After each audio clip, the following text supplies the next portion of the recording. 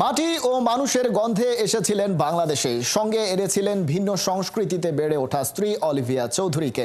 মাত্র কয়েকদিনের সফরে এদেশের মানুষের ভালোবাসায় প্রেমে পড়ে গেছেন হামজা চৌধুরী ও তার পত্নী। দেশ ছাড়ার আগে জানিয়ে গেছেন ধন্যবাদ ও কৃতজ্ঞতা। হাসান সজীবের রিপোর্ট।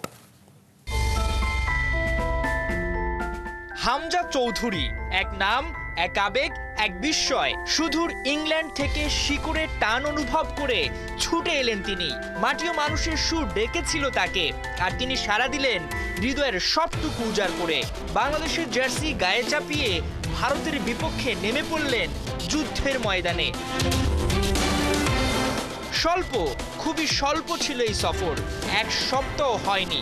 তবু তাতে কি, যে ভালোবাসা তিনি পেয়েছেন, যে আবেগের ঢেউ ছুঁয়ে গেছে তাকে, তা কি সময়ের দৈর্ঘ্যে মাপা যায়?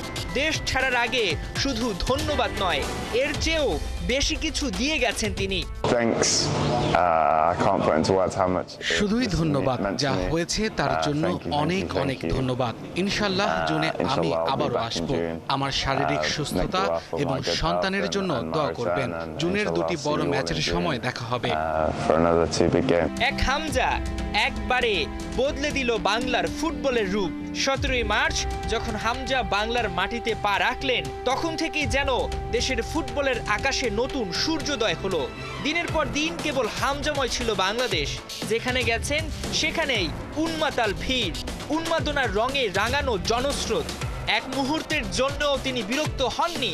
হাসি মুখে মিশে গেছেন মানুষের হৃদয়ে, দিয়েছেন সময়, দিয়েছেন ভালোবাসা। আর তার পাশে অলিভিয়া চৌধুরী, এক আলোকিত অধ্যায়। বাঙালির আতিথেয়তায় মুগ্ধ, বিস্মিত। তিনি দেখেছেন কেমন করে এই জনপদের মানুষ আপন করে নেয়, ভালোবাসার বাঁধনে বেঁধে ফেলে।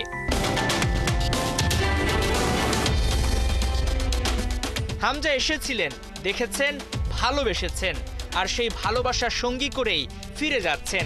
কিন্তু এ গল্প এখানেই শেষ নয়। জুনের অপেক্ষায় বাংলাদেশ। হাসান সজীব, ৭১।